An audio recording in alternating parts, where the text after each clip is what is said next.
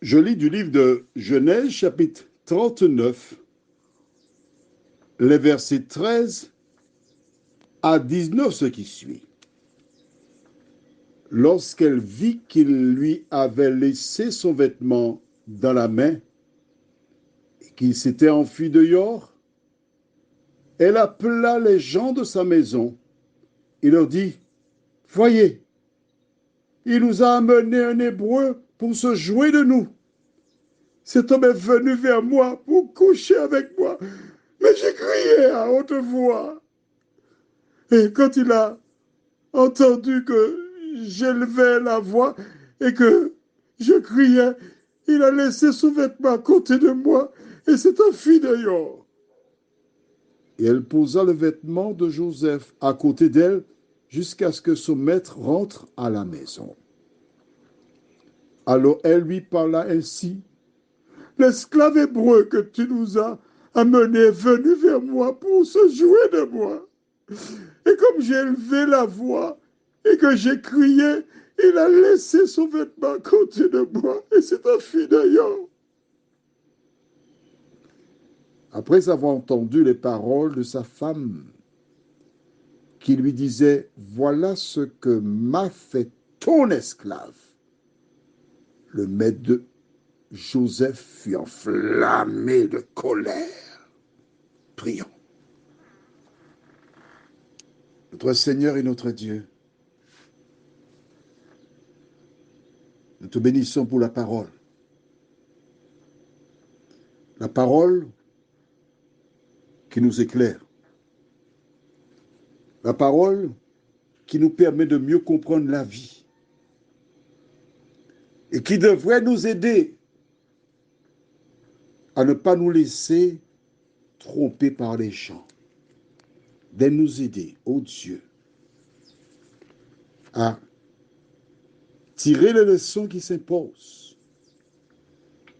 Nous t'avons prié au nom de Jésus pour ta gloire éternelle. Amen. Je pense que plusieurs ont déjà compris que j'ai plusieurs talents, on va dire ça ainsi, hein, d'accord? Je suis scénariste, en fait. J'ai rédigé plusieurs scénarios de films, dont un, Le Prix de la Liberté, qui est sur YouTube, qui relate l'histoire de la grève à la Martinique de Chalvet, où 2 personnes furent tuées. Je joue dans ce film en qualité d'acteur principal. Et l'autre que j'aime énormément s'appelle L'aveugle et la lumière, sur YouTube de Jean-Claude Herrière. Donc, je vais t'aider à comprendre ce que nous venons de lire. La femme de Potiphar refuse l'échec. Elle n'accepte pas que Joseph refuse de l'honorer. Tu penses bien, Potiphar n'a pas été chercher une femme laide, une belle femme, une femme provocante, parce que les hommes aiment avoir de belles femmes, plastiques, visibles. Souvent, les têtes sont vides, hein? Pas toutes, pardon, pas toutes. D'accord, ne te fâche pas, mais c'est vrai. Tu as des filles qui ne vont pas loin à l'école, mais elles sont belles. Qu'est-ce qu'elles font? Eh bien, elles mettent l'emphase sur la beauté physique. Pourquoi? Parce que la Bible déclare l'homme regarde à ceux qui frappent les yeux. Mais oui, c'est ça. Voilà. Et cette femme, elle ne lâche pas prise. Qu'est-ce qu'elle fait? Je te raconte. Elle commence par se greffer. Elle enlève son sous-vêtement qu'elle va déchirer, le mettre par terre, quelque part. Et bien, elle commence à pleurer. Elle raconte sa version des faits. Les gens accourent. Elle pleure. Ah, Joseph, il a voulu me violer. Tu te rends compte de ma maison? Un garçon. Ah. Et les gens prennent parti pour elle parce qu'elle pleure. Toi qui m'écoutes, quand quelqu'un vient puis pleure, il faut bien réfléchir pour ne pas te faire avoir. Et quand Potiphar arrive, voici, elle dit, l'hébreu que tu nous as amené. Donc, ils savent que Joseph est un hébreu, ils savent que le Dieu de Joseph, c'est celui qui a dit, qui dira plus tard à Moïse, mon nom c'est Je suis. Et il y a le racisme qui fait ça, son apparition. Un hébreu. Comme aux Antilles, des gens disent un haïtien, un anglais, pour mépriser les personnes qui viennent d'autres îles. Elle montre si bien sa plaidoirie que la Bible déclare que Potiphar est enflammé de colère. Aux Antilles, on dirait, il est enragé. Comment? Tu es un esclave, mon esclave que j'ai acheté. Tu viens chez moi, dans mes murs, je te fais du bien. Potiphar a tout oublié de ce que Joseph lui a rapporté. Il a tout oublié. Sa femme a raconté une histoire.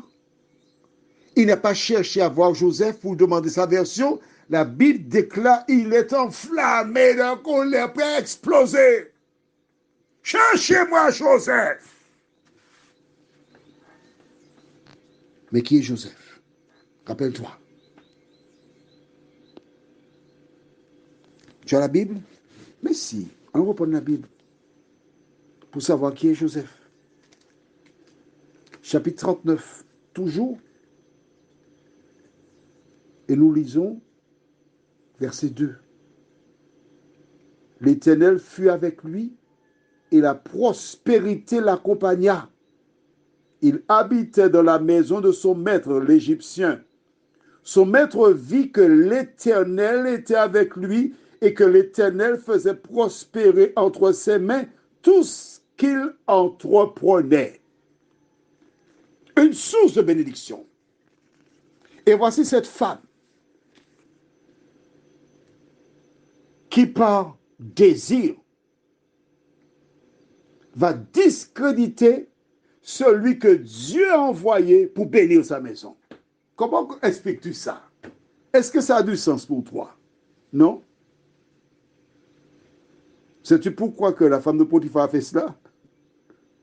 Je vais te dire. Prends ta Bible dans Proverbes chapitre 14. Tu vas découvrir quelque chose.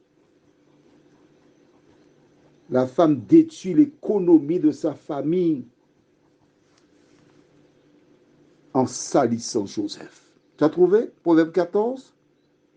Nous lisons verset 1. La femme sage bâtit sa maison et la femme insensée la renverse de ses propres mains. C'était une femme insensée. Femme, toi qui m'écoutes ce soir, à la lumière de l'attitude de Madame Potiphar, es-tu une femme sage ou une femme insensée? Prions. Notre Seigneur et notre Dieu, dans le jardin d'Éden, le diable a utilisé une femme pour introduire le péché dans le monde.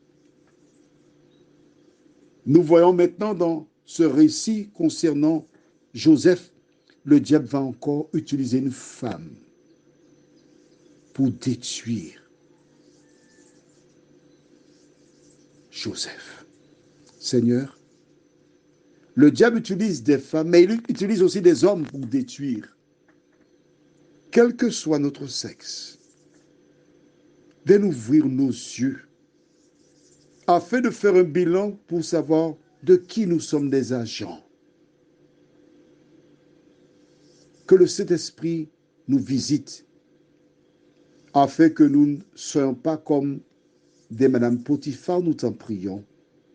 Au nom de Jésus et pour ta gloire éternelle. Amen. Je te souhaite une bonne nuit sous le regard de Dieu.